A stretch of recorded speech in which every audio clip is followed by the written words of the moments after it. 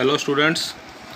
So in last class we was talking that how can we resolve a vector in the term of I cap, j cap and k cap.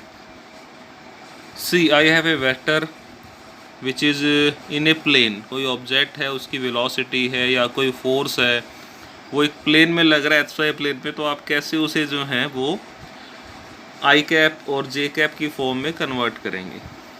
अब इसका अगला part कि कोई भी vector है, क्या हम उसे किन्हीं और दो वेक्टर्स के वेक्टर सम की फॉर्म में शो कर सकते हैं क्या? The answer is yes. हमने अभी तक पढ़ा कि अगर दो वेक्टर दे रखे हैं ए और b, then by using any law out of 3 laws of vector addition we can find out the resultant vector. ठीक है, तो यहाँ पर एक वेक्टर है, let is denote by r, it has a particular direction and magnitude. Then this R can be written as in the vector sum of another two vectors which are shown in figure. ठीक है, जैसे आपको ये vector दिखाई दे रहे हैं यहाँ पे R, तो जो R जो वेक्टर है, जस्ट ए सेकेंड, सी, ये जो R वेक्टर है इसे हमने क्या लिख दिया, इसी देखो मैंने मैग्नीट्यूड और डायरेक्शन नहीं चेंज की, मैंने दो वेक्टर और ले लिए अपनी मर्जी से, क्योंकि मैं आर को रिजॉल्व कर रहा हूँ इन अनदर टू वेक्टर्स. ठीक है, एक वेक्टर आपका ए हो गया और एक वेक्टर आपका बी हो गया. I made these vectors such like that the head of vector a is touching the tail of vector b and the head of vector B is touching the head of vector R as well as vector R और A की tell भी क्या है, same point पे. कहने का मतलब है मैंने वेक्टर A और B इस तरीके से चूज किए कि ये तीनों वेक्टर मिलकर एक ट्रायंगल बनाए जिसमें A और B both vectors are shown to continue arm of a triangle and third one is in opposite direction with respect to these two vectors, so we can write that R is equal to A plus B. देखो हमने जो पहले पढ़ा था उसका opposite ही है. पहले हमने पढ़ा दो वेक्टर दिए हुए A और B, तो हमको इस तरह अटैच करें कि they are showing a two continue arms of a vector, then third will be showing their resultant vector, है ना. अब इसका अपोजिट क्या होगा, how can we resolve a vector in two vectors, that if is given that any vector R is there, then we can write R is equal to vector A plus vector B. Here vector A and B are such like that they follow this particular geometry. You can also make it as a parallelogram, doesn't matter, उससे भी answer यही आएगा. It's your choice, but हम ये समझ रहे हैं कि आप वेक्टर को कैसे, किसी भी वेक्टर को आप कैसे दो अलग अलग वेक्टर की फॉर्म में रिजॉल्व कर सकते हैं. 3 में कर सकते हैं क्या? यस. 4 में कर सकते हैं क्या? यस. सेम है, अगर कोई वेक्टर आर है, जैसे अगर मुझे 3 में करना होता तो एक वेक्टर ए हो जाता, दूसरा वेक्टर बी हो जाता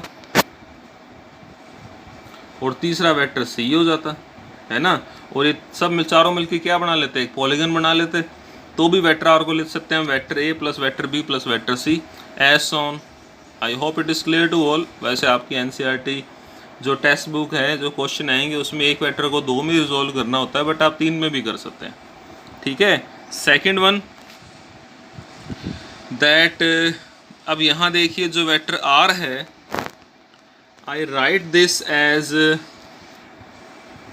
is equal to lambda A plus mu B, where lambda and mu, this is lambda a constant scalar है क्योंकि इस पे एरो नहीं लगा हुआ, एंड दिस इज म्यू. आप कुछ भी ले सकते हैं, एक्स वाई जेड, कोई भी alphabet you can use it. मैंने दो साइन ले लिए, lambda and mu.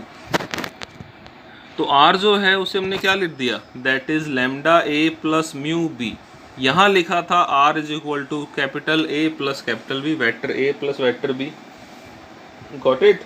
And here I am writing lambda A plus mu b. ये कैसे लिख दिया, तो ये भी हमने पहले पढ़ा हुआ है कि अगर कोई वेक्टर A है, if there is any vector A, then we can write this in term of this, or we can say a vector A can be represent any real number multiply of another vector. आपको याद होगा हमने topic पढ़ा था कि अगर एक vector आपको दे रखा है, कोई भी वेक्टर दे दिया आपको, let this is a vector, ठीक है, इससे हम नाम दे देते हैं हेयर लाइक, चलो हम ए को ही देख लेते हैं, ये एक वेक्टर स्मॉल ए है।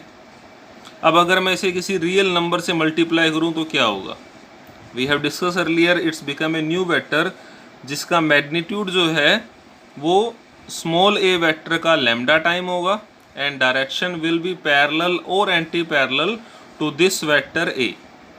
पैरेलल कब होगी? When lambda is a positive number, और एंटी पैरेलल कब होगी? जब lambda is a negative number. We have discuss earlier, I hope आपको याद होगा।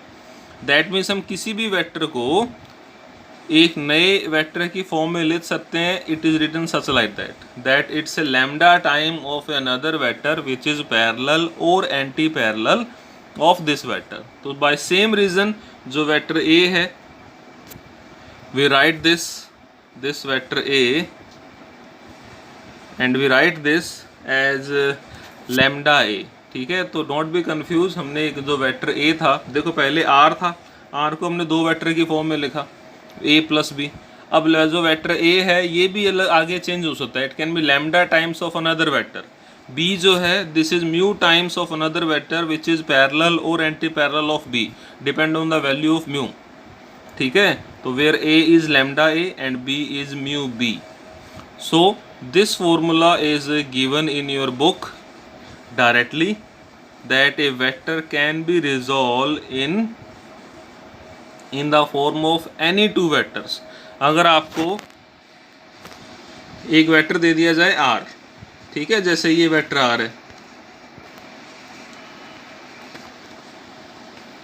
आपको एक वेक्टर दे दिया r, अब आप इस वेक्टर को किन्हीं भी दो वेक्टर्स की फॉर्म में लिख सकते हैं। मैंने आपको दो वेक्टर दे दिया अपनी मर्जी से, एक वेक्टर तो ये दे दिया, ठीक है, एक वेक्टर ये दे दिया। अब सिर्फ दोनों को लेने से मान लेते हैं ट्रायंगल नहीं बन रहा, जब हम आर के साथ इनको जोड़ेंगे, इसकी हेड को इसकी टेल से जोड़े और देश ऑन, तो ट्रायंगल नहीं बन रहा, क्योंकि आर बहुत बड़ा है, ये बहुत छोटे हैं। तो हम क्या करें, अगर आपको ये वेक्टर ए दे दिया हमने और ये वेक्टर बी दे दिया और ट्रायंगल नहीं बन रहा, हमें आर को ए बी की फॉर्म में शो करना है, डजेंट मैटर, आप वेक्टर ए को किसी कॉन्स्टेंट वैल्यू से मल्टीप्लाई कर दो तो एक नया वेक्टर बन जाएगा जिसकी लेंथ ज़्यादा होगी, एज वेल एज आप बी को कर दो, वो भी एक नया वेक्टर बन जाएगा। And these three vectors can be shown in the term of A triangle. तो आर जो है वो ए और बी में रिजॉल्व हो जाएगा, जैसा कि हमने यहाँ किया है।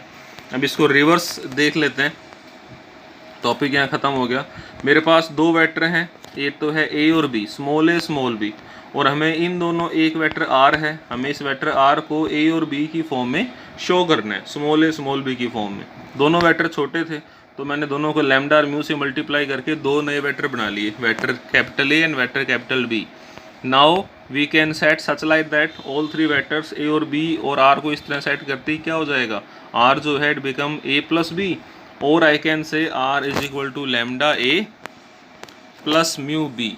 तो हमने जो वेक्टर आर था इसको क्या कर दिया, वेक्टर आर को दो अलग अलग vector small a and small b की फॉर्म में शो कर दिया। इसे बोलते हैं रेजोल्यूशन ऑफ वेक्टर।